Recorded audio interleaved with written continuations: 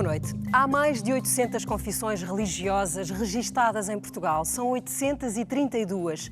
E se este número nos define de alguma forma, acho que lhe devemos associar um outro número, que é o de 91%, que é o número, a percentagem de crentes que diz que nunca foi alvo nem de discriminação, nem de perseguição em Portugal, que fosse motivada pela sua fé ou pela sua prática religiosa.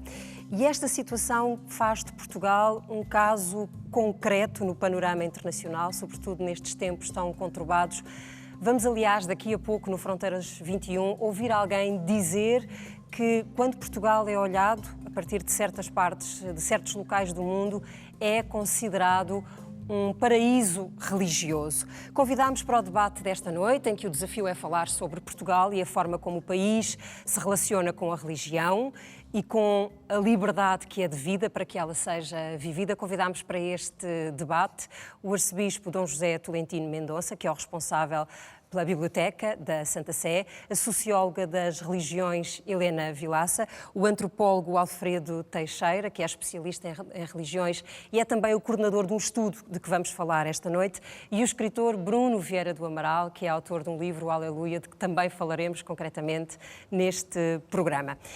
Se há números que podem servir de base para o início desta conversa, eles estão num estudo que foi apresentado hoje pela Fundação Francisco Manuel dos Santos e pelo Centro de Investigação em Teologia e Estudos da Religião da Universidade Católica, que é um olhar muito concreto sobre a área metropolitana de Lisboa, porque ela é, no nosso país, a área de maior diversidade religiosa.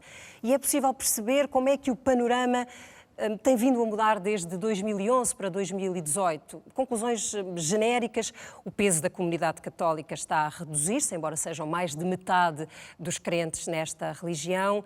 Aumentaram os não crentes, aumentaram também, duplicaram os crentes sem religião, e verifica-se que há um aumento também da diversidade. Temos, por exemplo, a comunidade budista em Portugal, neste momento, com um peso muito semelhante ao da comunidade muçulmana, que tem muito mais tradição e antiguidade de presença no nosso país. Mas vamos então conhecer em concreto os dados que traçam a radiografia desta região especial em termos de religião. Quantas religiões cabem na Grande Lisboa? Foi uma das perguntas de partida do estudo da Fundação Francisco Manuel dos Santos e do Centro de Investigação em Teologia e Estudos da Religião. As respostas mostram que, ainda que o catolicismo lidere, existe cada vez mais quem afirme não pertencer a nenhuma religião. 64% dos inquiridos afirma ter uma religião e, em 55% dos casos, essa religião é a católica. Já 35% diz não ter qualquer religião, 22% são não crentes, mas 13% são crentes sem religião. Um número que mais do que duplicou face a 2011. É possível perceber a tendência, ainda que o estudo Identidades Religiosas em Portugal, de 2011, tenha sido feito para todo o território nacional. Nesse documento, os crentes sem religião constituíam 6,1% da amostra.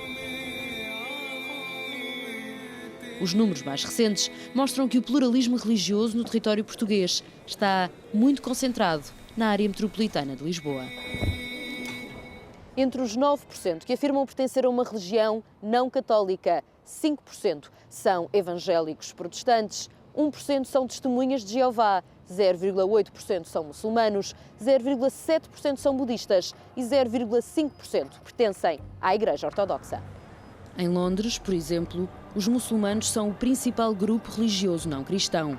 De volta à capital portuguesa, o estudo quis saber também qual o peso da religião no dia-a-dia dos cidadãos. 49% dos inquiridos afirma rezar regularmente, mas só 11% vai à missa, ao culto ou tem alguma atividade religiosa durante o fim de semana.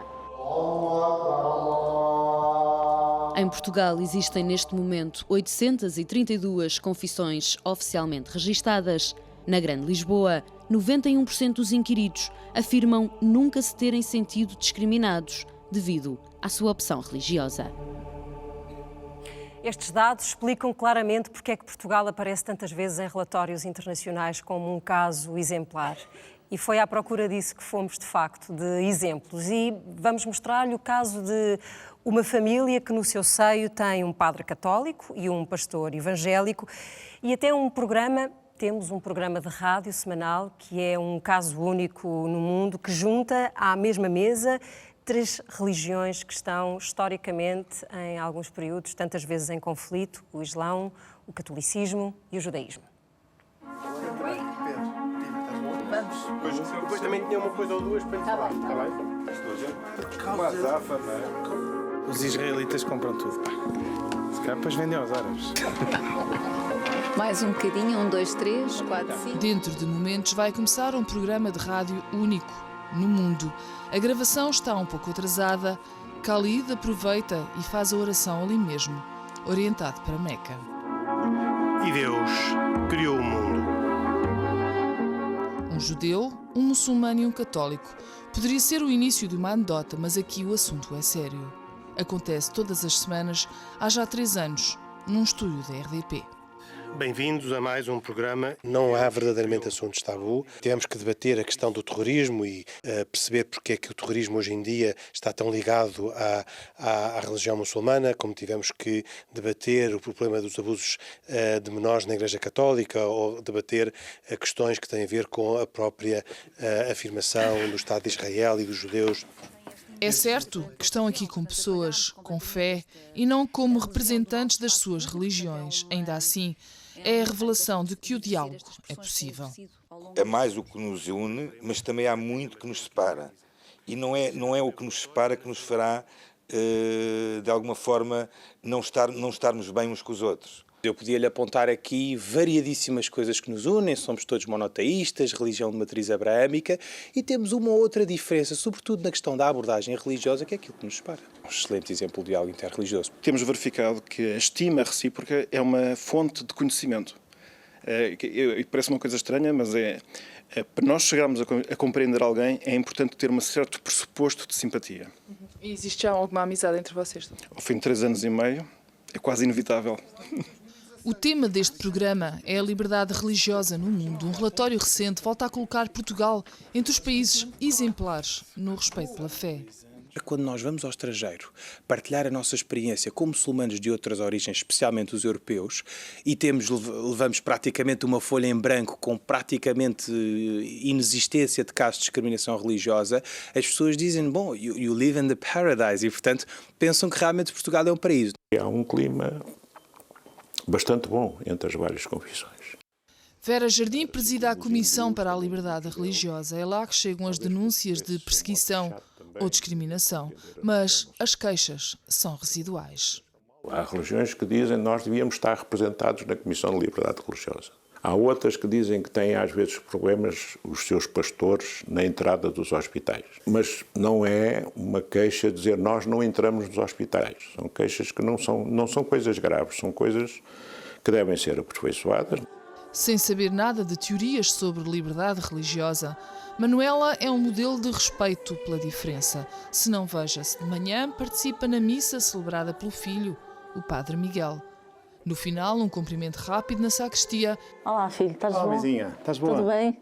Hã? Então, correu bem esta semana ou não? Ele tem a agenda cheia e ela tem de dividir o tempo com o culto do filho mais novo. Que é no Lumiar, na Alta Cristã, em que ele é o pastor. Não falha uma pregação do Rui. Para já ainda é obreiro, mas quando acabar a tese em teologia será pastor evangélico. Nós, como seres humanos, naturalmente queremos as coisas já. É em casa que se sentam à mesma mesa, divididos pelos rituais, mas unidos pela fé. Não, desde pequeninos eles foram sempre muito unidos. Eu acho que é este o segredo. E não é a religião que os vai separar. Se fosse muçulmano, se fosse hindu, eu reagia da mesma forma? Da mesma forma. Não tinha diferença nenhuma para mim. E acompanhava-o sempre. Evangélico e católico rezam ao mesmo Deus. Em Cristo Nosso Senhor, que viverá pelos séculos dos séculos. Amém. Amém. Obrigado, igualmente. Pronto, começar. São estes os dados sobre os quais vamos trabalhar agora na nossa conversa. Então, José Tolentino Mendonça, eu vou começar por si e vou começar por aquilo que provavelmente deveria vir no fim, que era a conclusão. Mas começamos por ela. Somos um país tolerante com o outro, com a fé do outro, com a religião do outro. Ou as minorias em Portugal têm têm sabido manter-se suficientemente discretas para que a sua exposição não tenha trazido problemas e não destape características menos simpáticas dos portugueses em relação a isto? Boa noite. Muito boa noite, Paula. Boa noite, os colegas de diálogo e todos os presentes e aqueles que nos veem e escutam. Queria começar por saudar a oportunidade deste programa e penso que é muito importante falarmos de religião, não sendo um tema imediato da agenda do nosso cotidiano, não deixa de ser uma chave fundamental para a interpretação das nossas vidas. E de facto, ajuda-nos a pensar Portugal. Portugal, desde sempre, se pensarmos historicamente, a religião teve um papel estruturante da nossa realidade como povo e como projeto. E de facto, hoje nós vivemos um clima de grande abertura, de grande aceitação, e penso que temos evoluído fazendo um caminho que não será o paraíso, porque penso que é um pouco exagerado achar que somos um paraíso. Não, penso que o clima é distendido, há um reconhecimento uns dos outros, há um esforço muito grande, quer da parte das igrejas, das confissões religiosas, do próprio Estado, e foi importante ouvir o Dr. Vera Jardim, presidente da Comissão para a Liberdade Religiosa, e o clima é de facto de um olhar positivo em relação aos outros. Não quer dizer que não tenhamos ainda um caminho a fazer, não tenhamos memórias, porque os paraísos são frágeis, no sentido de que estes patamares de entendimento e de convivência escondem feridas, escondem reivindicações, escondem muitas vezes situações de uma certa invisibilidade, e é preciso sempre uma grande dose de humildade da nossa parte, e penso que para a Igreja Católica é muito importante, sendo de facto a confissão, a Igreja maioritária e o cristianismo como religião maioritária, eu penso que temos de adotar uma posição de humildade e de diálogo, sabendo que há sempre um caminho que é necessário fazer e emendar e recuperar, com um olhar muito fraterno e muito aberto àquilo que são os caminhos individuais das pessoas religiosas e das pessoas não religiosas. Muito bem. Muito caminho para fazer. Muito caminho, é verdade.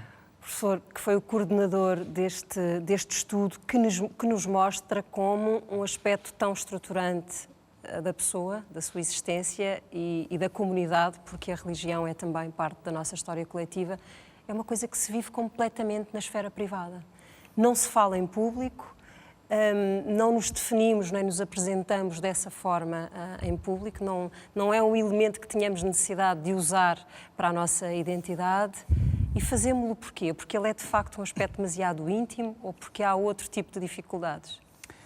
Bom, de facto, antes de mais, muito boa noite. É um gosto estar aqui. De facto, a dimensão religiosa nestas nossas sociedades ditas modernas deixou de ter, enfim, aquele lugar de articulação central para a significação das coisas, como chave, digamos, explicativa para grande parte dos nossos enigmas, deixou de ter esse lugar. E, portanto, de alguma forma, isso tem como consequência que, porventura, boa parte dos usos, entre aspas, que fazemos da religião, podem estar muitas vezes mais vinculados aos enigmas pessoais, à experiência de si como experiência interior, mais ligados à afetividade que se desenvolve, enfim, nas relações amicais, e estará menos presente na construção do espaço público. E nessa medida, de alguma forma, aquilo que nós observamos é que a presença do tema religioso, do assunto religioso, assim que saímos dessa esfera mais privada, da esfera da família, da esfera dos amigos, ele é normalmente um tema relativamente ausente na interlocução cotidiana. E, portanto, nesse sentido, eu não diria necessariamente que a religião perde importância. Eu diria que ela se desloca, ela se, digamos, inscreve na nossa experiência social de forma diferente. E, portanto, vamos encontrá-la, porventura, em lugares diferentes, diferentes daqueles que encontrávamos, porventura, há 20, 30 ou 40 anos. Professor Helena Vilaça, a religião é um tema que vive connosco todos os dias, porque em várias partes do mundo se mata e se morre, aparentemente por razões que nascem da diferença nesta área.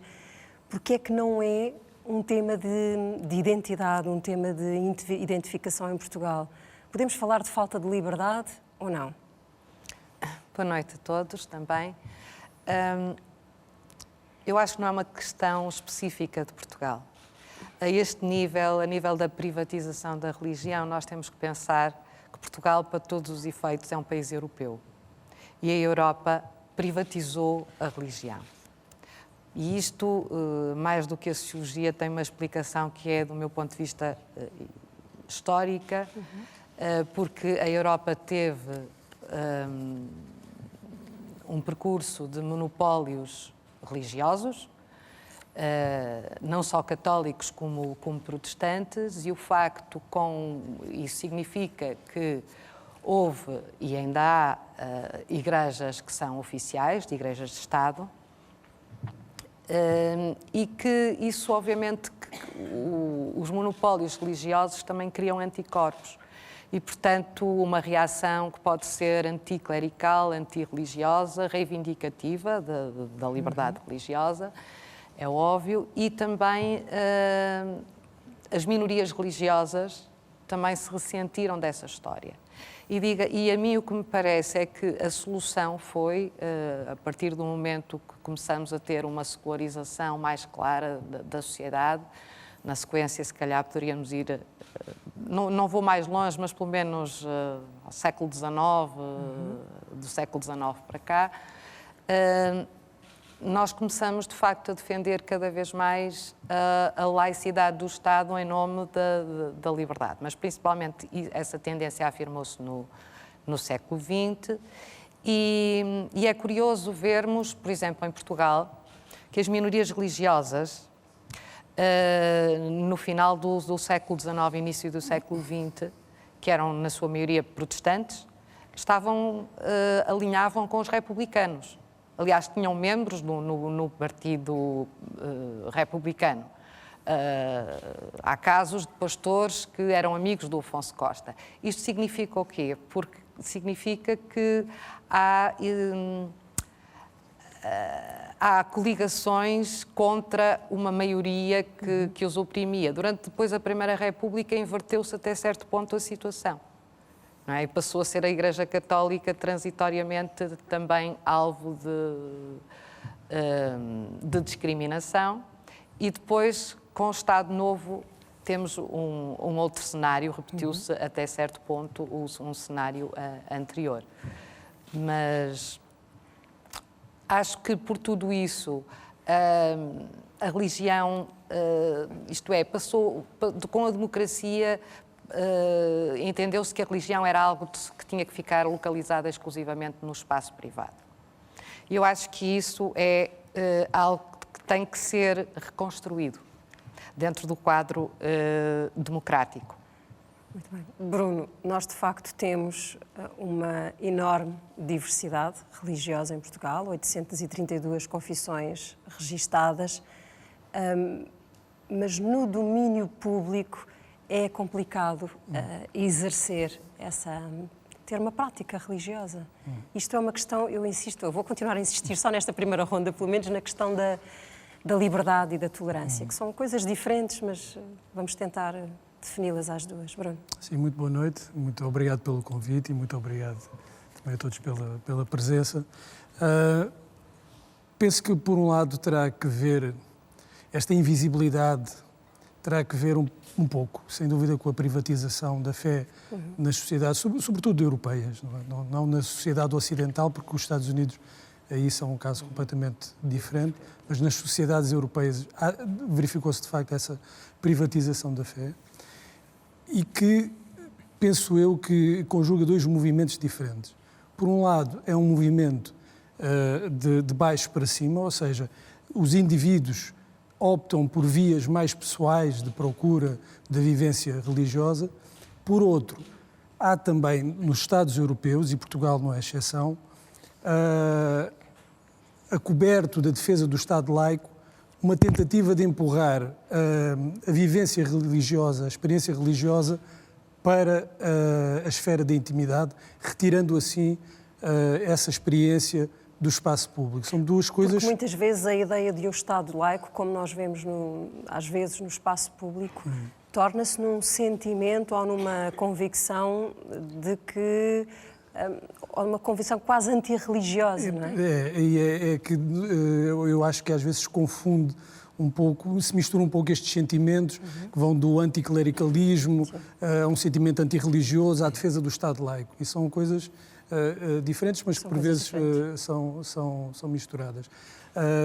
Eu creio que, além desse fenómeno da privatização da fé, que eu vejo como positivo quando, repito, vem de baixo para cima, quando é uma escolha dos indivíduos.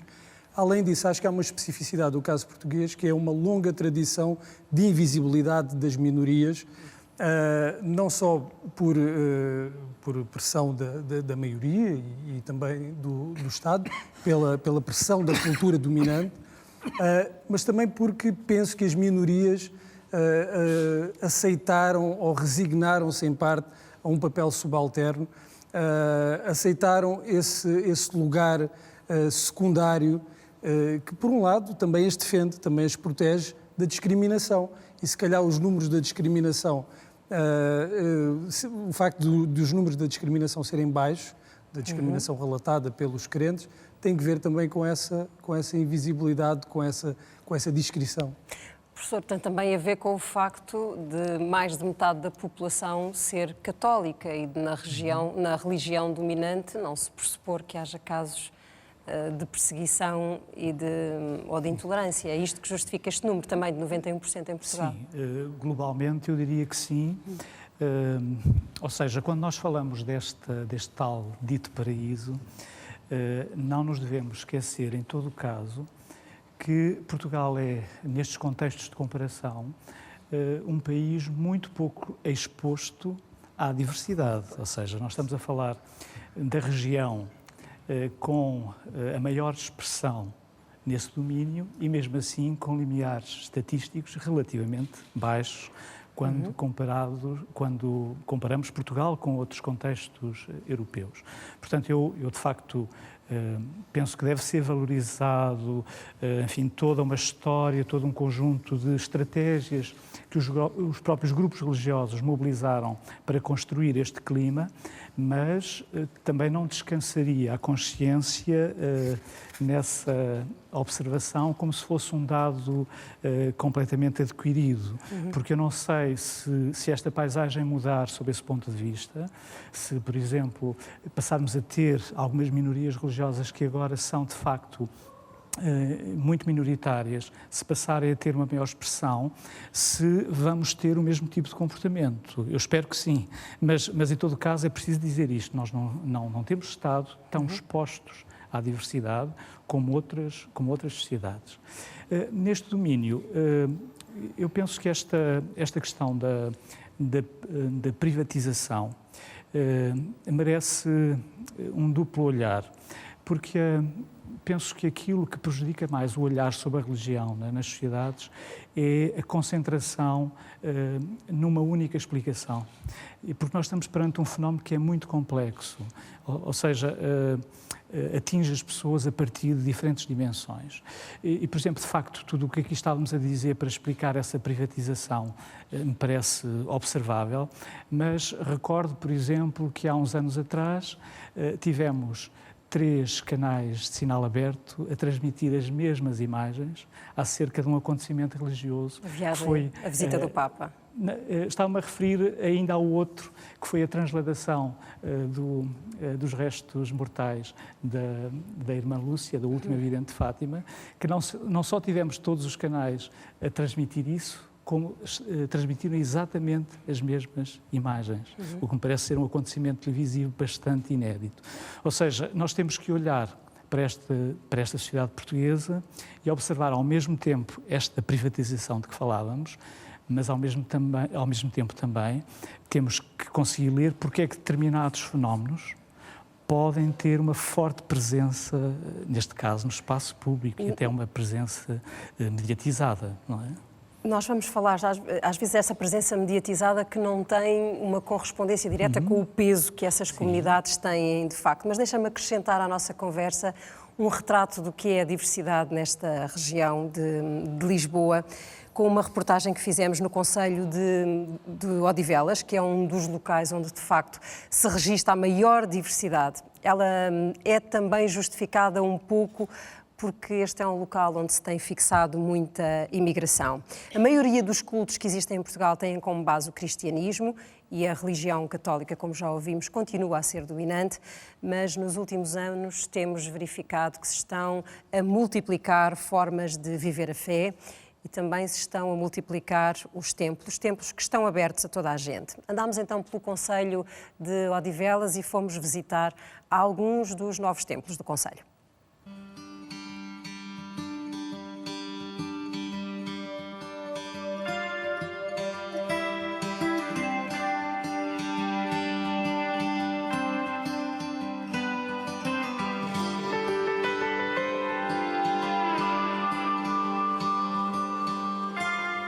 Com 144 mil habitantes, Odivelas é porventura dos concelhos com mais nacionalidades diferentes. Gente de todo o mundo, de onde trouxeram também culturas e religiões diferentes e aqui se instalaram com elas. E é por isso que este é um dos concelhos com mais diversidade religiosa do país. São quase 50 templos diferentes, onde cada um escolhe o caminho que quer seguir. No mapa da fé, em Odivelas, são os evangélicos que têm mais igrejas. A RTP fez um levantamento e contou pelo menos 30 pequenos espaços de culto. A seguir são os católicos, com 12 templos. As testemunhas de Jeová têm 3 locais de culto. Há também 3 mesquitas, um templo Brahman, outro da religião Sikh e um outro templo hindu. Este fica na fronteira do concelho de Loures com Odivelas. Bom dia. Bom dia. Olá, como está? O bando de pombos acolhe-nos na visita ao templo, uma religião que vê nos animais a reencarnação dos antepassados. Construímos este salão, mas com o espaço onde nós fazemos as nossas orações, o culto. Porquê que temos que entrar descalços? Descalço porque quando vemos de fora trazemos nos sapatos, trazemos sujidades e como é um local sagrado e não é permitido. E depois curvam e fazem sempre. E é assim é que nós depois entramos. Temos várias imagens de nossos deuses, que é o principal, que é o Shiva e a esposa Parvati. Cada divindade representa um objetivo a alcançar: sabedoria, prosperidade ou proteção. O sacerdote está sempre presente para acolher os 30 a 40 fiéis que aqui passam todos os dias. A comunidade tem 30 anos. A maioria dos 10 mil hindus que existem em Portugal vieram de Moçambique. Ainda este ano vai ser iniciada a construção do grande templo de Shiva.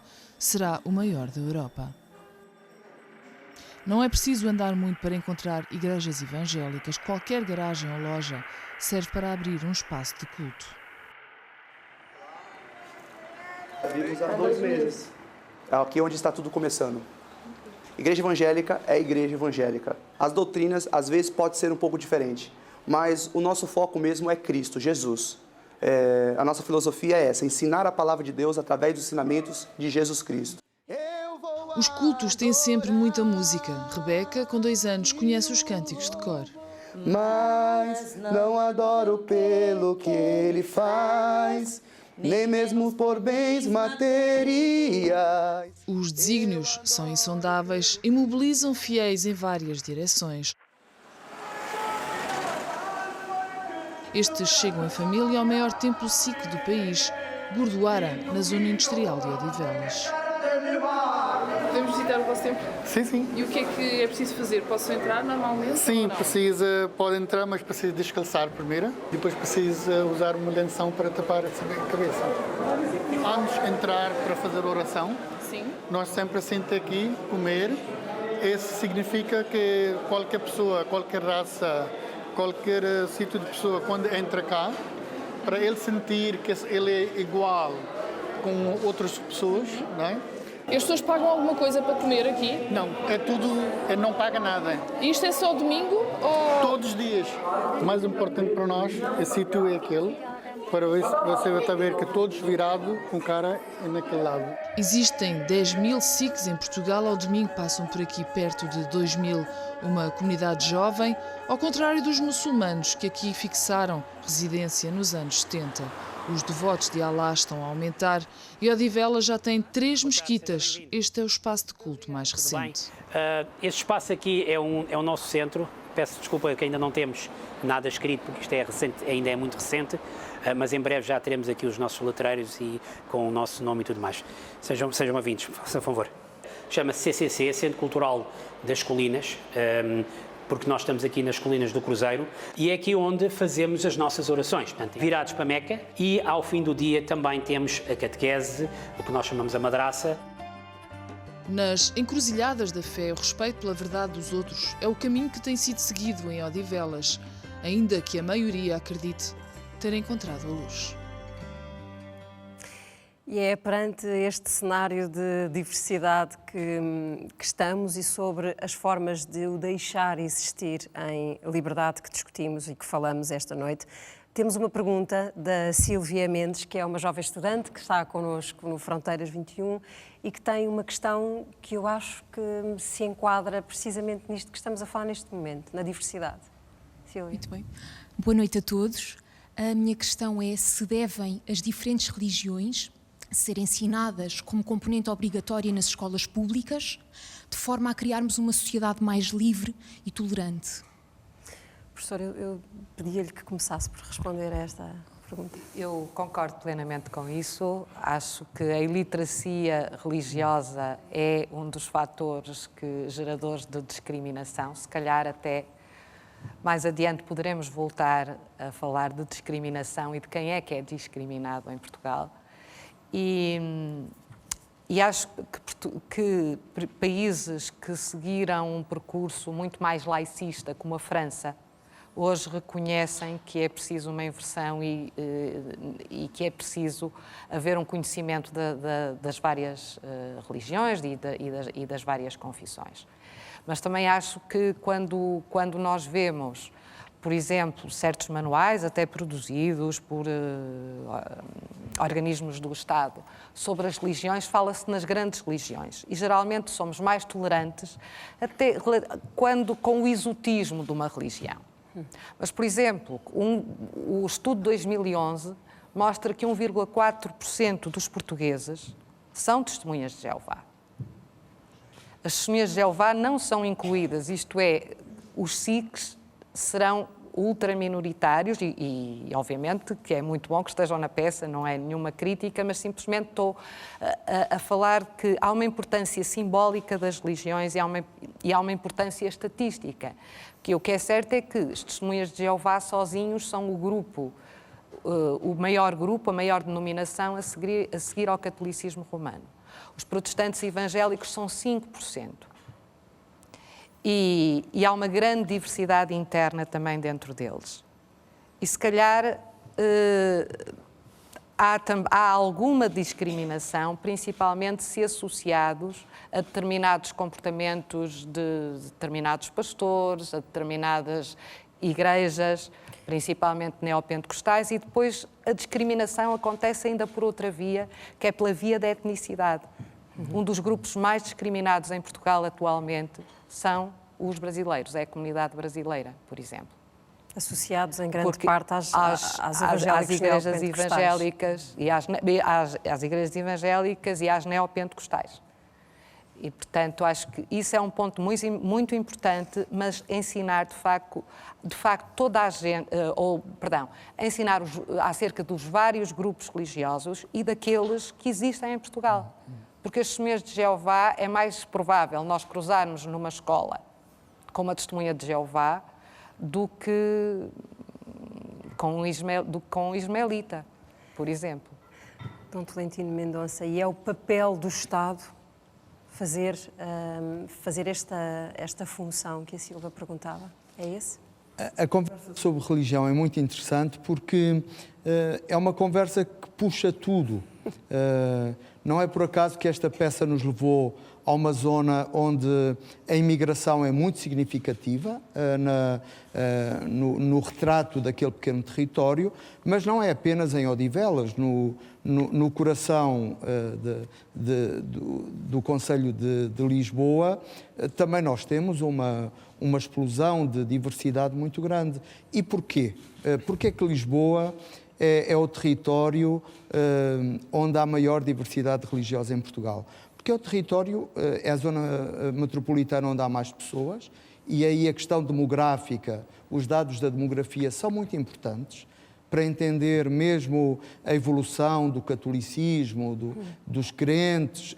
A demografia é um elemento que temos de ter em conta. A demografia e a mobilidade também, os fluxos migratórios. E a mobilidade. Não quer dizer que sejam os imigrantes o único fator, mas sem dúvida são um fator muito, muito significativo. E penso que também é importante, eu tenho apreciado muito que a Paula Lourenço tem usado diversas vezes a palavra liberdade a propósito da religião. E penso que é uma palavra muito importante para associar a religião. Porque muitas vezes um lugar comum que se tem em relação à religião é precisamente a negação da liberdade. Ora, os percursos individuais dos crentes são, em grande medida, escolhas de liberdade. E nas nossas sociedades seculares, muitas vezes pretensamente pós-religiosas, o ser uma pessoa religiosa, ter uma frequência dos ritos, ter um conjunto de valores, um determinado quadro de convicções, e isso implica também uma atitude de liberdade que nós temos de valorizar. De liberdade e, por vezes, de coragem para assumir, por aquilo que eu posso deduzir do que ouvimos a professora Helena Vilaça dizer. Claramente que há uma escritora norte-americana, que eu gosto muito, a Flannery O'Connor. Ela diz uma coisa que me ficou na cabeça desde que li. Ela diz: acreditar é mais difícil do que não acreditar. Eu não gosto de abusar desta frase porque sei muitas vezes a dor que é não acreditar e como é uma posição incómoda no filme da existência. Mas os crentes também não têm uma vida facilitada e não é necessariamente pela perseguição, embora nós vivamos num contexto internacional. Por exemplo, o cristianismo é a religião hoje mais perseguida no mundo. 75% dos perseguidos por motivos religiosos são cristãos. 1 em cada 7 cristãos é perseguido por motivos da sua religião. Isso não acontece em Portugal, é verdade, mas não quer dizer que para uma pessoa viver convictamente a sua religião não tenha de fazer um caminho também na família, com os amigos, socialmente. Muitas vezes o medo das críticas, do olhar dos outros, os comentários, levam a uma privatização da religião que muitas vezes não é um elemento positivo, porque a privatização ou a internalização do religioso penso que é muito importante, porque tem de facto de existir uma separação, porque o espaço público é um espaço de todos, não é de nenhuma religião, não é dos crentes, não é dos não crentes, de maneira que o Estado tem de facto de construir uma sociedade aberta e uma sociedade de acolhimento de todas as diferenças. Mas, ao mesmo tempo, não pode ser, não pode ser um entendimento da laicidade como uma oposição. Tem de ser um exercício sábio de neutralidade e de reconhecimento, também do valor humano, do valor cultural que a religião significa. Nós tivemos em Portugal nos últimos anos dois exemplos que eu acho que podem desafiar um pouco mais essa sua resposta sobre a relação entre liberdade e um Estado laico.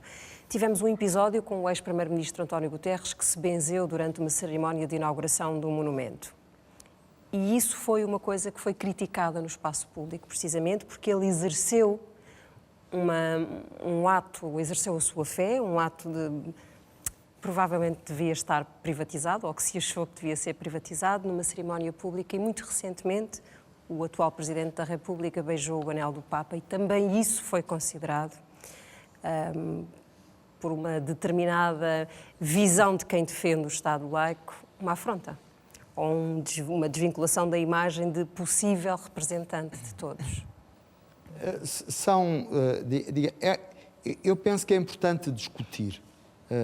É importante conversar sobre este assunto, a religião, porque, como dizia a Helena Vilaça, o grau de iliteracia em relação ao religioso é imenso.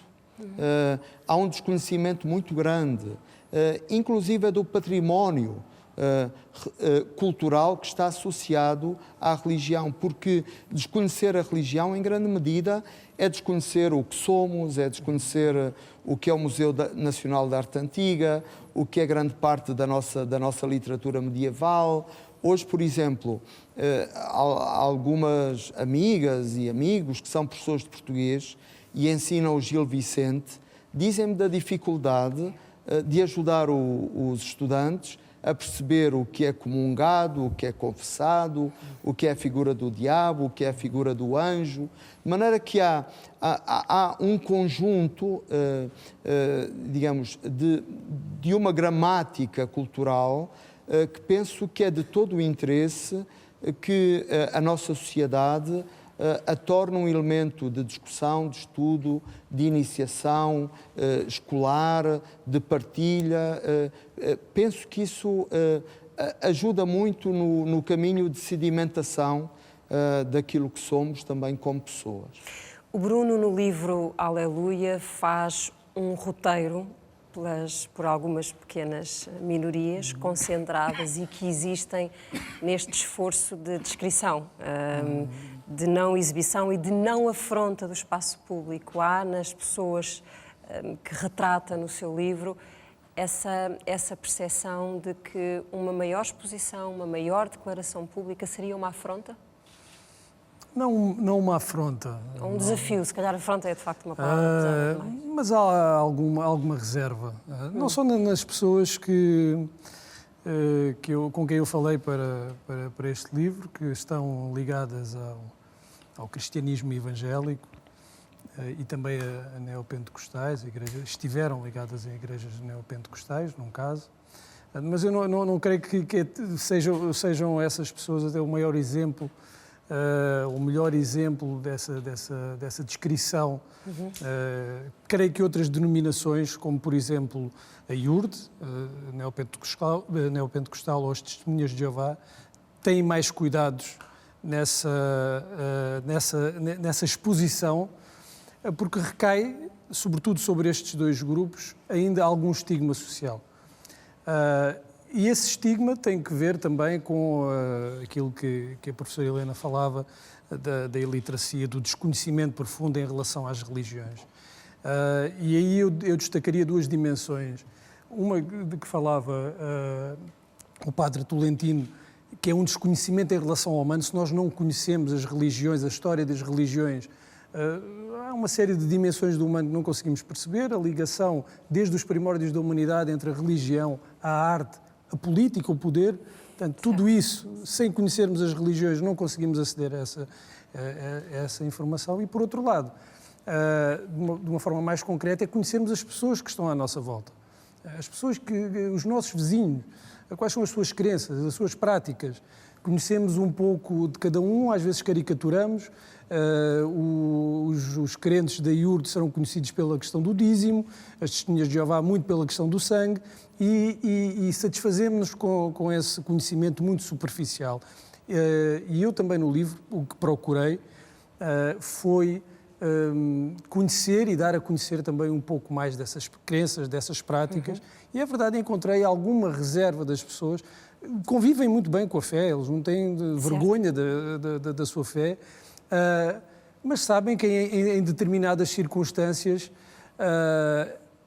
é melhor esconder. Eu falei com um pastor que tem agora 80 anos, o pastor Jorge Leal, e ele deu-me o exemplo da sinagoga que existe na rua Alexandre Herculano. Foi ele que me contou essa história que eu não conhecia, que não era permitido construir templos de outras confissões religiosas que dessem para a via pública, cuja fachada desse para a via pública. E essa é uma metáfora perfeita da condição também das minorias religiosas em Portugal, que é, podes existir, mas não te mostres. Eu procurei também no livro mostrar um pouco mais dessa realidade e descobri isso, de facto, ainda continua a existir nas minorias religiosas um pouco esse cuidado. Ok, vamos existir, mas não vamos agitar muitas águas. O que mudou muito, se calhar foi o maior exemplo disso, com a entrada da IURD em Portugal, que eu acho que é o momento definidor do novo panorama religioso em Portugal nos últimos 40 anos. Bruno, e definidor porquê? Porque o país se levantou contra a IURD? Porque teve um comportamento, a IURD teve uma estratégia, um comportamento completamente diferente do que era habitual nas minorias religiosas. Veio para confrontar o sistema, por assim dizer, não só a Igreja Católica, a Igreja dominante, mas a cultura dominante, também católica. E a reação foi transversal. A reação não foi só da Igreja Católica, de membros da Igreja Católica, foi de agentes culturais, foi do poder político e foi das pessoas. E isso viu-se claramente no caso da reação à venda do Coliseu do Porto, que depois não resultou em venda, em que houve uma frente contra a IURD, que não foi só... onde não se manifestaram apenas sentimentos antirreligiosos, mas também xenófobos, em relação ao facto de ser uma igreja brasileira e de muitos dos seus membros serem brasileiros. Portanto, quando nós falamos de tolerância, aí temos um bom exemplo de quando essa tolerância em Portugal, quando essa tolerância foi posta em causa, foi posta à prova, tremeu um bocado essa tolerância. Posso pedir-lhe que nos dê o seu exemplo pessoal no que diz respeito à tolerância e o seu percurso de fé e a relação que teve com o espaço dos outros, com o espaço público, dos que não têm a ver com religião? Uma das formas que nós temos de nos apercebermos da ignorância em relação a estas matérias religiosas é pertencer a uma minoria. E eu fui criado nas Testemunhas de Jeová, pela minha avó e pela minha mãe. Até aos 14 anos frequentei as reuniões e do lado paterno da minha família tenho um tio que é pastor evangélico, batista, dois aliás, e cresci rodeado de facto de religião por todos os lados e de minorias. E isso torna-nos muito conscientes acerca do que os outros sabem ou não sabem sobre o que nós somos, não é? E posso dizer que no caso das Testemunhas de Jeová, isso quer dizer, eu acredito que as pessoas digam que não se sentem discriminadas, mas eu acho que se calhar terão uma tolerância diferente à discriminação, porque eu acho que há claramente há algum estigma, eu não diria discriminação em casos concretos, mas há um estigma, as pessoas protegem-se um pouco e isso acontece, eu creio, com as várias denominações minoritárias. Eu, no meu percurso, o que eu sempre vi, mesmo em relação à cultura católica, claro que a maior parte das pessoas que eu conhecia eram católicos, os católicos não praticantes, mas aí havia também um grande desconhecimento, não só em relação às questões da própria cultura da Igreja Católica, claro, sobretudo em relação às minorias. Portanto, há uma profunda ignorância em relação às questões religiosas. E eu, nesse percurso que fiz, e depois continuei a acompanhar de alguma forma, senti isso, e senti isso de uma forma direta.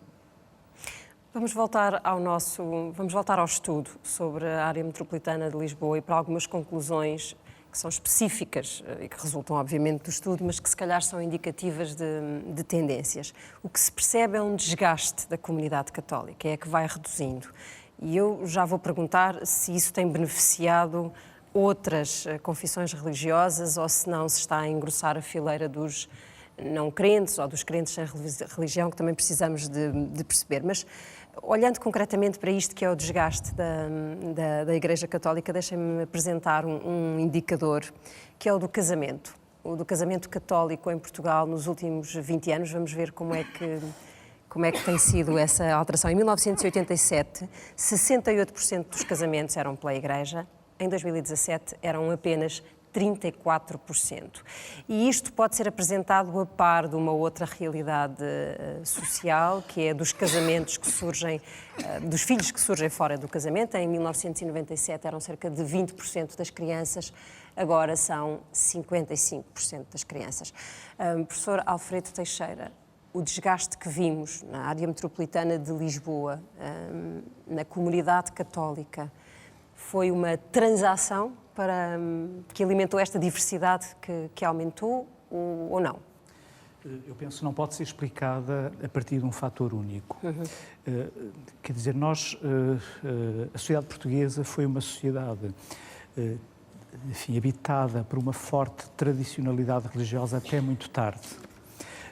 Eu recordo que nos anos 70 ainda tivemos cá no país antropólogos europeus que vinham estudar a religiosidade popular portuguesa, como também iam estudar outras religiosidades exóticas no hemisfério sul, e nós para a Europa éramos um pouco isso, um lugar exótico sob o ponto de vista religioso. E depois, de facto, vai acontecer uma transformação bastante acelerada, como todas as transformações que ocorrem num ritmo acelerado, elas produzem efeitos um pouco contraditórios e difíceis de compreender. E, enfim, nenhuma sociedade moderna é compactamente uma coisa em nenhuma das suas dimensões.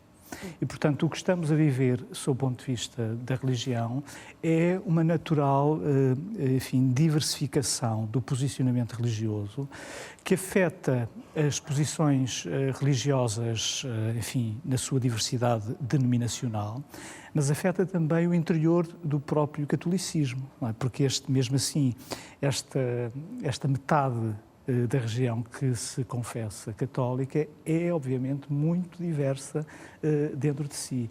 E, portanto, de facto, nós temos, uma margem de afirmação das minorias que pode advir do fluxo de católicos, não necessariamente os católicos mais nucleares, mas, porventura, pessoas que se identificavam como católicas, mas que estão numa certa periferia do catolicismo, como temos também, de facto, trajetórias de desvinculação do espaço católico para uma zona que pode ser aquela que chamamos os crentes sem religião, que é uma categoria relativamente recente nos nossos estudos e que, quando a lemos com detalhe, verificamos que, no fundo, poderia ser uma última periferia católica. Só para lembrar os números, os crentes sem religião em 2011 rondariam os 6%, são região, 13% agora, mais do que duplicado. É a categoria que mais cresceu.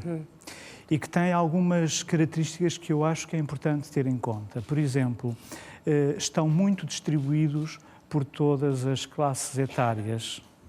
O que quer dizer que não estão excepcionalmente dependentes apenas, enfim, dos mais jovens ou mais velhos. Depois, em relação, por exemplo, às dimensões de crença, eles aparecem relativamente perto da população católica, quando enunciam algumas das suas crenças, mas em relação a questões mais de natureza social, em relação, obviamente, a práticas rituais ou práticas orantes, eles já se aproximam mais daqueles que se exprimem como não crentes. Portanto, são, de facto, um universo que, porventura, se não existisse a categoria, uma parte deles engrossaria um pouco o universo dos católicos, porque uma das coisas que nós temos que perceber é que neste tipo de estudos, de alguma maneira, os resultados também dependem um bocadinho da afinação das nossas categorias. Mas são pessoas que, professora, que basicamente se afastaram das instituições, dos rituais e das obrigações de pertença a uma comunidade. Está a falar dos crentes sem... Dos crentes sem religião. Dos crentes sem religião. Sim, isso obviamente que há uma desvinculação, considerando que o peso que o catolicismo tem na sociedade portuguesa, que ronda os 80%, e percebemos que a desvinculação é relativamente à Igreja maioritária, senão não tinha esta expressão de 13% aqui, pelo menos na área metropolitana de Lisboa. Mas podem ser pessoas que acreditam em Deus, que até admitem Jesus, mas que não vão à Igreja. Isto pode definir um crente sem religião? É algo que nós discutimos muitas vezes. Há que estudar esta categoria, mas é mais fácil estudar pessoas que declaram uma pertença religiosa, porque há as instituições às quais elas pertencem e principalmente se são crentes que frequentam. Nós podemos fazer estudos de natureza mais qualitativa, estudos de caso. Agora, sobre este universo, nós não temos condições para fazer estudos de caso. Também não sabemos portanto, há de facto indicadores, como disse o meu colega, que apontam para uma pertença cristã e católica, que aproximam o grupo disso, até o desejo ou de batizar os filhos ou a própria socialização religiosa que tiveram, mas depois também podem ter crenças mais de natureza New Age ou posicionamentos éticos muito mais próximos de uma população secular. Uma coisa que o Bruno dizia no livro, ajude-me a perceber se pode ajudar a definir um bocadinho estes crentes sem religião, aquelas pessoas que constroem a sua própria religião e a sua relação com o divino, como quem vai ao IKEA comprar qualquer coisa que depois monta a gosto. É isto? Eu creio que algumas dessas pessoas que se dizem crentes sem religião poderão ser incluídas num grupo que constrói a sua própria religiosidade, muitas vezes indo buscar influências diversas e tradições diversas, virando-se para tradições alheias à nossa história, à nossa cultura. Portanto, dentro desse grupo poderá perfeitamente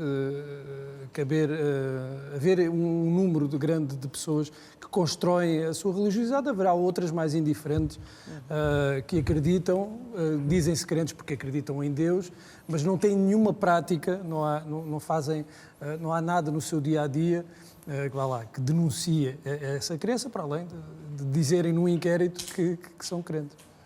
O professor, na conversa preparatória que fizemos, em que lhe pedi ajuda para entender o estudo, explicava-me, e a pergunta agora é para o arcebispo Dom José de Tolentino Mendonça, explicava-me o professor Alfredo Teixeira que as igrejas mais antigas têm estruturas muito pesadas, que consomem muita energia na sua manutenção, como, por exemplo, a Igreja Católica, eventualmente retirando-lhe a elasticidade que têm, elasticidade e vitalidade, energia para acompanhar os crentes naquilo que são os seus problemas mais prementes, as pessoas nos problemas do seu dia-a-dia. Isto pode ser visto como respostas diferentes das religiões sem nenhum sentido negativo, ao mercado dos crentes, ou é uma cristalização das religiões mais antigas, mais seculares? A pergunta sobre religião não pode ser uma pergunta apenas quantitativa ou estatística, porque a religião supõe uma conversa mais longa, no sentido de que o acreditar é sempre alguma coisa que nos leva para uma profundidade de discurso, de emoção, de memória, que muitas vezes os números não revelam. Eu penso que é utilíssimo aquilo que a sociologia religiosa faz, e temos aqui dois eminentes estudiosos, a Helena Vilaça, o Alfredo Teixeira, a quem o conhecimento da religião em Portugal deve imenso. Mas, claramente, é preciso uma compreensão do que estas categorias significam. Porque hoje nós estamos muito dentro de uma crise das instituições, é verdade, de um questionamento das pertenças, é verdade, e ao mesmo tempo de uma redescoberta e de um fascínio pela própria crença.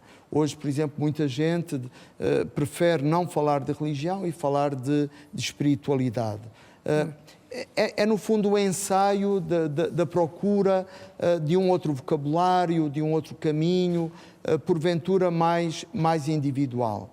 Mas as religiões, digamos, com um grande lastro institucional, não deixam de ser também lugares de construção, lugares de aprendizagem, lugares com estações diferentes, com momentos distintos. Para ir à sua pergunta, será que a Igreja Católica não é mais rígida, não tem a elasticidade que nós vemos, por exemplo, nas jovens igrejas cristãs pentecostais? Eu diria, olhando assim de fora, claramente, a Igreja Católica é muito mais rígida. Mas depois o que é que nós encontramos? Encontramos que a Igreja Católica, por exemplo, para olhar para o contexto português, é uma igreja que, por um lado, historicamente tem um caminho de séculos e que, em todos os momentos da nossa história, foi olhado como um ator credível na construção da nossa aventura social comum. Depois, a Igreja Católica tem uma capacidade de simbiose com o território e com o povo que é verdadeiramente extraordinária. Por exemplo, a rede paroquial, mais de 3.000 paróquias, todas elas neste momento, mesmo com um grande esforço, às vezes um padre tem de ter 2, 3 paróquias, mas a verdade é que não há paróquias, digamos, fechadas. Há uma qualquer forma de presença. Isso significa uma rede de proximidade, de relação extraordinária. Depois, o papel que a Igreja tem no campo da educação, no campo da saúde, no campo da cultura, no campo do acolhimento, a atenção social, pensemos no papel da Caritas Nacional, das estruturas mais locais, o que significa, de facto, que uma Igreja institucional, e fortemente institucional, como é a Igreja Católica, não deixa de ter margens de grande flexibilidade. E um último exemplo que dou para falar desta flexibilidade da Igreja é alguma coisa que caracteriza, por exemplo, mesmo o catolicismo português, porque nós temos as dioceses, temos as paróquias, temos um certo catolicismo de cariz diocesano e paroquial, mas temos um conjunto de movimentos que hoje são uma realidade muito importante na configuração do próprio espaço católico e que são, digamos, a afirmação de carismas, de espiritualidades, de sensibilidades muito distintas, o que mostra a vitalidade também da própria Igreja e uma plasticidade no anúncio que ela faz da sua mensagem. Só para dizer que, de facto, como como o professor Alfredo Teixeira sublinha, o discurso sobre religião é necessariamente um discurso complexo. E mesmo para olhar para a Igreja maioritária em Portugal, é preciso um olhar à complexidade daquilo que é hoje o catolicismo contemporâneo. Quando o Papa pede à Igreja para não esquecer as periferias ou para tomar conta delas, significa o quê este pedido? Significa que a Igreja coloque o Evangelho em primeiro lugar. O Papa insiste muito no combate à autorreferencialidade, e a verdade é que muitas vezes o catolicismo é vivido de uma forma muito fechada em si mesmo, como se fosse um discurso para ele próprio, e esquecendo a necessidade de viver a saída, de viver o espírito de encontro, o espírito de diálogo com o mundo, com os outros religiosos, as outras religiões, e esse desafio, penso, é um desafio que hoje é fortemente colocado à Igreja e que a desinstala. Penso que também é muito necessário.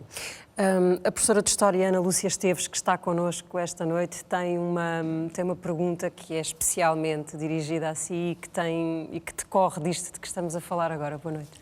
Boa noite. Eu saúdo a todos com muita gratidão e penso que o Dom José Tolentino já acabou de responder em grande parte, porque a pergunta era exatamente qual poderia ser uma mudança que, sob o vosso ponto de vista, pudesse ser expectável num futuro próximo na configuração do catolicismo em Portugal. Ou seja, uma percepção de que seria desejável uma outra vitalidade ou mobilidade ou proximidade. Eu penso que é muito, muito importante neste estudo olhar de facto para estes números dos crentes sem religião. Como dizia o Alfredo Teixeira, muitas vezes são a periferia do próprio catolicismo. E aqui o catolicismo tem de olhar para as suas periferias e tem de dialogar, talvez com outra vivacidade, com outro interesse, para lá da sua realidade mais concêntrica, sabendo acolher as perguntas, as inquietações, as feridas, os problemas que hoje a sociedade contemporânea lhe coloca. Nesse sentido, há aqui um desafio que estes dados colocam ao catolicismo, que penso que também não devem ser escamoteados. Ao catolicismo e a todas as outras religiões, e mantendo-nos ainda a olhar para o estudo, eu gostava que nos ajudassem agora a entender um fenómeno, por exemplo, como é que o budismo cresce em Portugal nestes anos, ao ponto de, neste momento, mostrar uma dimensão muito semelhante com uma outra comunidade que tem muito mais tradição em Portugal, que é a comunidade muçulmana. Professora?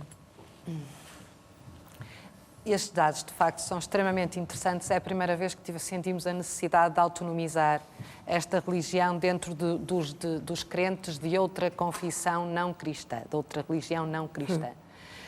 Porque até agora isso não fez sentido. Bem, também estamos a fazê-lo para a área metropolitana de Lisboa, para o resto do país, se calhar, do ponto de vista estatístico... Não terá a mesma expressão. Não teria a mesma expressão. Mas eu puxei neste momento este dado porque decorre desta referência que o arcebispo Tolentino Mendonça fez, de que há, em muitos casos, uma transferência de religião para a espiritualidade, ou confusão, até, nesses dois conceitos. Sim, há um dado que é muito interessante, é que, no caso desta amostra, os budistas que foram contemplados não são de origem asiática. São europeus, portanto, são portugueses, talvez podem ser de segunda ou terceira geração, mas o que é certo é que há um fenómeno de conversão. Mas sabemos de onde vêm? como é que chegaram ao budismo? São da Igreja Católica também? Não, isso nós não conseguimos ver. Isso nós não conseguimos. Pode ser, isto é, hipoteticamente, pode haver uma transferência do catolicismo, mas provavelmente até poderiam estar noutro registro, num registro já dos sem religião, sendo crentes ou não crentes. E tal como os mais sem religião... receptivos a uma busca, a uma procura de uma espiritualidade que tem até certo ponto a ver com a imanência, com o desejo de percursos individuais, que muitas vezes não exigem o compromisso ou o vínculo a um determinado grupo. As características sociológicas geralmente estão relacionadas com... são de contratendência àquilo que é típico da secularização, porque captam urbanos, escolarizados, não necessariamente tão jovens ou os mais jovens, mas o perfil sociológico é mais ou menos este. Acontece, por exemplo, na Califórnia, portanto, na costa oeste dos Estados Unidos. Mas o perfil sociológico é diferente daquele dos crentes sem religião, que era transversal a vários grupos. Este é mais específico, é mais... Sim, mas também como estamos a lidar ou a trabalhar com 0,7%, é muito arriscado neste momento estarmos a dizer muito mais. Agora, o que o estudo revela é que vale a pena ir à procura deste grupo e tentar localizá-lo melhor. Não sabemos se é possível até que ponto faz sentido territorializar, mas conseguir perceber ou estudar melhor o budismo em Portugal e o perfil sociológico dos seus aderentes.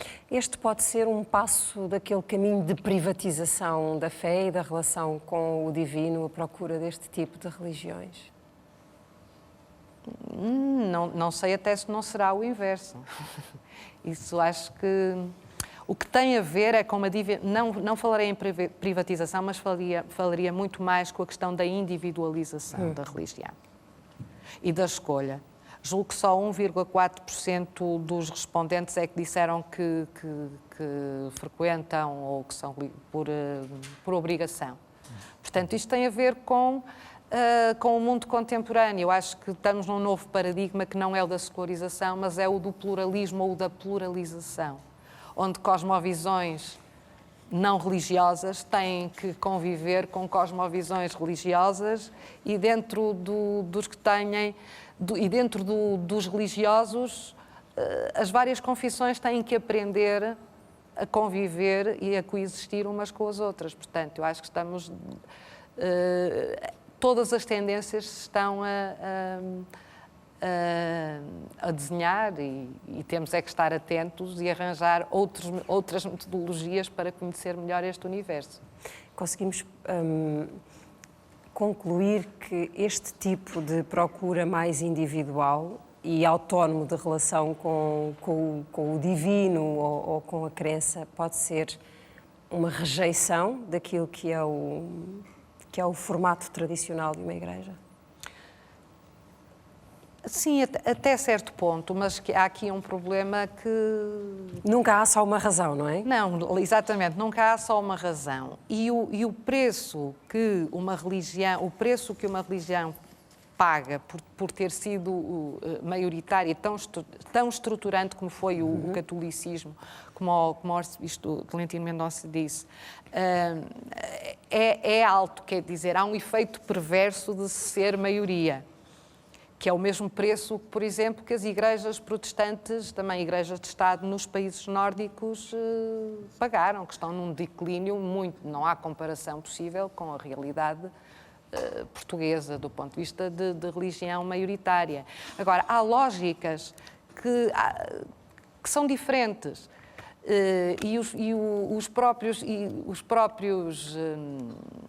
o próprio catolicismo e os católicos são um universo extremamente diversificado ao nível das práticas, ao nível das crenças. Por exemplo, ao nível das crenças, se calhar o núcleo duro dos católicos, considerando os indicadores que nós tínhamos, aquele núcleo está muito mais próximo dos evangélicos. Isto é, acredita na ressurreição, acredita na vida eterna, acredita num Deus com quem é possível ter uma relação pessoal. Portanto, mas depois há outro tipo de catolicismo que tem ligado às memórias, ligado à cultura, que tem uma relação com a própria instituição religiosa que é um pouco também instrumental. Eu não vou, mas quando precisar, quero que a igreja esteja aberta e quero que me batizem os filhos, e se quiser casar, quero casar, e de preferência sem ter que fazer nenhum curso para o casamento. Portanto, há esta relação também instrumental que as pessoas fizeram. Isto é, não quero, acredito nisto, portanto, construo, mas... E hoje é diferente, e isto também é um desafio para igrejas que foram maioritárias. Porque hoje têm que perceber que tem que haver outro tipo, não sei se de comunicação, o Alfredo Teixeira usa a expressão também transmissão, a questão da transmissão religiosa é muito importante. E ela não se tem operado eficazmente, isto do ponto de vista, diria eu, para quem é católico. Porque nós ainda temos 2/4 de portugueses que têm um pai católico, 3/4 que têm uma mãe católica. Portanto, ainda é uma herança... Sim, e também o ter algum contacto com a religião na própria escola, a catequese, o enviar os filhos para a catequese, portanto, ainda há um contacto.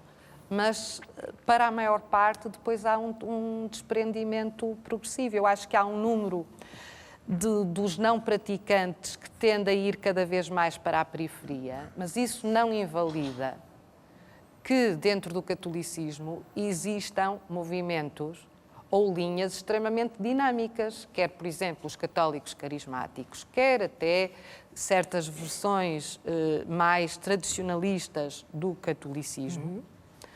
E isso está visível mesmo nas próprias paróquias. Há paróquias profundamente envelhecidas, há paróquias que têm muita vitalidade e mobilizadoras também de jovens.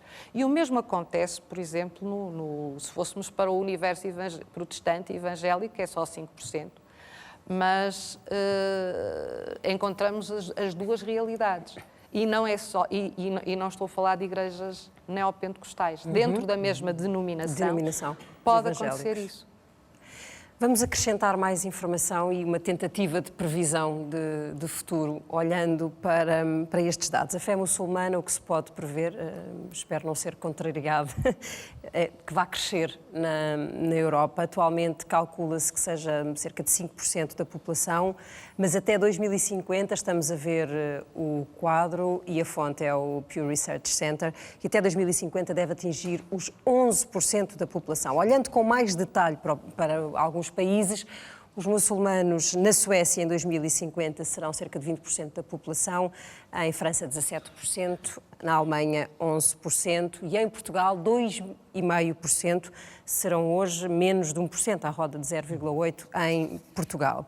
Há uma pergunta que atravessou a Europa e que é esta: quantos cidadãos aceitariam bem um muçulmano nas suas famílias? Vamos ver as respostas. Na Noruega, o nível de aceitação foi de 82%, já vimos aqui no quadro, 70% foi o número apurado para Portugal, 60% em França, 55% na Alemanha, 43% em Itália, 31% na Grécia, e estes números reduzem significativamente quando olhamos para a Hungria, onde só 21% aceitam, e a Lituânia 16%. Deixa-me acrescentar a estes dados um artigo que podemos ler hoje de um padre jesuíta, o Francisco Mota, que desafiava todos os crentes e todos os religiosos a pensar no seguinte: não é possível falar de religião hoje sem falar de refugiados. E isto é um desafio religioso, que é a cada crente perguntar até que ponto temos a obrigação de abrir portas e de acolher o desconhecido. Bruno, é este o desafio para todos. Isto agora já não estamos só no domínio da Igreja Católica. Eu creio que nas sociedades europeias há um natural receio do desconhecido. Ainda há pouco falávamos da ignorância que existe em relação a matérias religiosas. Bem, esse desconhecimento, essa ignorância também se estende a outros povos, às suas culturas, às suas práticas. E é natural que, perante as migrações, não só neste caso dos refugiados, mas todas as migrações, despertam sempre este sentimento de receio pelo desconhecido. O que é que aí vem? Não é? Que é um receio que os refugiados também têm, porque não sabem para onde vão e o que é que vão encontrar. Só que esse receio neles não é suficientemente forte para os manter no mesmo sítio e obriga-os a deslocar-se, mesmo sem saber como é que serão acolhidos, se serão acolhidos. Portanto, há um receio que eu diria que é o receio natural, o receio humano do que é desconhecido. Agora, claro que há uma obrigação, no caso, falando mais especificamente da União Europeia, uma obrigação coletiva e que deve ser dividida por todos e assumida essa responsabilidade por todos, de acolher os refugiados. Ora, quer dizer, nós vivemos ainda, apesar de estarmos na União Europeia, ainda vivemos no período dos Estados-nação. Portanto, existem também regras e leis que são específicas a cada país, existem culturas muito diferentes, histórias muito diferentes de país para país, que justificam também a disparidade daqueles números. Eu estive há 3 anos na Hungria e as pessoas tinham dito, alertado, atenção, que eles são um bocadinho antipáticos. E a verdade é uma grande desconfiança em relação a quem vem de fora. Mas temos que perceber que está ali um país que esteve rodeado durante toda a sua história por outros povos que não iam propriamente com intenções amigáveis. Portanto, também não podemos ignorar essa cultura de cada país, a história de cada país, que também motiva reações diferentes perante, por exemplo, os refugiados. E se pensarmos na questão dos muçulmanos, aquela pergunta que 70% dos portugueses responderam que aceitariam de bom grado um muçulmano. Que muçulmanos é que nós conhecemos, de facto? Pois, provavelmente os muçulmanos que temos em Portugal. Não... É que também isso muda, é que estamos a falar da diversidade dentro do catolicismo, das dinâmicas diferentes do catolicismo, também podemos falar das diferentes dinâmicas do Islão e, em particular, do Islão e dos muçulmanos que vivem em Portugal. Oh, Bruno, então deixa-me acrescentar dificuldades à análise. De facto, o desafio do padre Francisco Mota é só este, é até que ponto, ou a que grau de hospitalidade é que um crente está obrigado, mas esta é uma questão que vai perspassar as almas religiosas, mas que vai ter de envolver a política. E nós temos uma pergunta que introduz essa questão do Vasco Ressano Garcia. Olá, Vasco, boa noite. Boa noite. Então, a minha questão é a seguinte: olhando para o panorama político, especialmente europeu, verificamos que os discursos anti-tolerantes ou talvez anti-islâmicos, e agora se calhar para o Padre Florentino, provém especialmente de políticos que se assumem como crentes, cristãos, pensem em Marine Le Pen, Orbán na Hungria, que vamos ver os dados, 20%, e de partidos com matrizes cristãs. Portanto, a minha questão é como é que isto se conjuga com a doutrina cristã, especialmente, penso no Concílio Vaticano II e no documento Nostra Aetate. Está feita a pergunta e ela dirige-se, por exemplo, para si. É bastante abrangente, eu penso que é uma pergunta muito importante e que, de facto, nos conduz para a pluralidade dentro do próprio catolicismo, porque há sensibilidades muito diferentes, alinhamentos políticos também diversos e muitas vezes contrastados. Mas há um ponto de confronto irrecusável, que é com o próprio Evangelho. E há uma página do Evangelho, o capítulo 25 do Evangelho de São Mateus, onde Jesus ficciona, um pouco entre aspas, o que será o juízo final. No final da vida seremos julgados por quê? E é interessante porque nós passamos a nossa vida com tantos interesses, tantas paixões, tantas lutas, tantos entusiasmos. O que é que vai ser decisivo para a minha salvação ou para a minha perda? E é muito curioso, desarmante, terrível, maravilhoso aquilo que Jesus diz. No final, nós vamos ser julgados pelo bem que fomos ou não capazes de fazer. Isto é, pelo acolhimento, pela hospitalidade que demos a Deus através do irmão mais pobre, que nem é identificado, não é dizer o irmão mais pobre cristão, o irmão mais pobre hindu, ou o irmão mais pobre... Não, o ser humano. Estamos a falar da nossa humanidade pura, anónima, a vida nua. Como é que acolhemos a própria vida? E, no fundo, isso é que é decisivo, porque na religião revelada por Jesus Cristo, de facto, o amor, a caritas, tem o papel fundamental, porque nós sabemos que as construções religiosas têm de evoluir no tempo, têm de maturar. A história destes 2000 anos de cristianismo é tão diferente. Nós pensamos, a Europa é cristã. A Europa é cristã depois de 1000 anos de cristianismo. É cristã a partir do segundo milénio. O que será o cristianismo em 2050? Será, sobretudo, uma religião do Sul.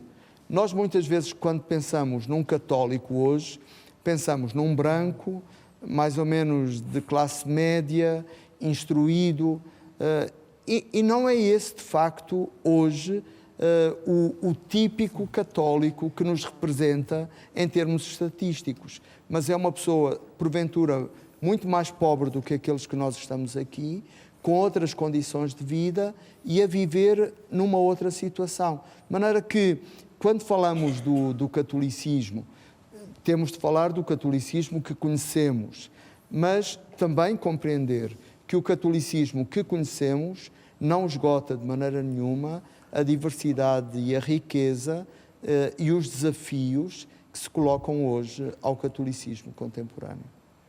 Professor, e para uma síntese, tanto das conclusões do estudo como daquilo que foi possível neste olhar rápido para o futuro? É sempre difícil projetar o futuro, é um exercício. Eu talvez fizesse isso a partir das evidências que temos hoje. E gostava de recordar, há bocadinho o Dom José Tolentino Mendonça sublinhava este aspecto, que é de facto falar de religião não é só estatística. Mas é curioso que mesmo quando falamos de estatística, estamos a falar essencialmente de cultura. Porque, reparem, estes limiares estatísticos que estamos a falar, 0,6%, 0,8%, se estivéssemos a fazer um estudo sobre outra realidade qualquer, eles seriam todos um resto estatístico acumulado que não seria sequer analisável. Porque é que o procuramos, porque é que lhe damos visibilidade, mesmo com as dificuldades depois analíticas a que a minha colega e amiga a Helena Vilaça fazia referência. Porque, de alguma maneira, a experiência da diversidade religiosa não é, de facto, apenas uma questão numérica, é uma questão cultural. E mesmo quando, eventualmente, num contexto como o nosso, fazemos a experiência de minorias, de alguma forma, com pouca representatividade demográfica, nós queremos ter um olhar sobre a sociedade onde haja lugar para essa diversidade. E, portanto, eu diria que isso é um sinal de futuro interessante. Meus senhores, eu agradeço profundamente a vossa presença neste debate, agradeço a todos e o nosso tempo, de facto, voou, discutimos, conversámos sobre religião, sobre liberdade e sobre tolerância e acho que podemos concluir, não abusivamente, que o que é importante é manter uma abertura para conhecer e para aceitar o outro. Obrigada a todos. O Fronteiras 21 desta noite é o último deste ano. Vamos voltar em 2019 com outros temas que desafiam Portugal. Boa noite.